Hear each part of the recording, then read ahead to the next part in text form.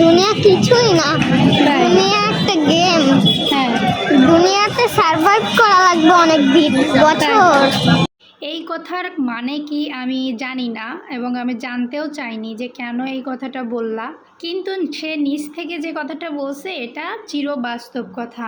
আমাদের দুনিয়াতে যতদিন থাকতে হবে সারভাইভ করে বাঁচতে হবে। আসলে এই যুগের সন্তানদের ব্রেনে অনেক কিছুই চলে, তাদের ভিতরে কি চলে না চলে আমরা বুঝে উঠতে পারবো না। আমরা যখন ছোট ছিলাম আমাদের বাবা মারা একরকম বুঝতো, আমরা তাদের থেকে এক লেভেল বেশি বুঝতাম। তো এখন আমরা মা বাবা হয়েছি, আমরা যা বুঝবো আমাদের থেকে এক লাইন উপরে আমাদের সন্তানেরা বুঝবে। আর এটা যারা মেনে নিতে পারবে না তাদের আসলে ঝামেলা শেষ হবে না। বাস্তবটা মেনে নিতে হবে, যুগটাকে মেনে নিতে হবে, যুগের সঙ্গে তাল মিলিয়ে চলতে হবে, এটাই বাস্তব।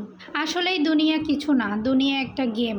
এখানে টিকে থাকার লড়াইটা সারা জীবন লড়তে হয়, আর লড়তে লড়তে একসময় আমরা মৃত্যুবরণ করি।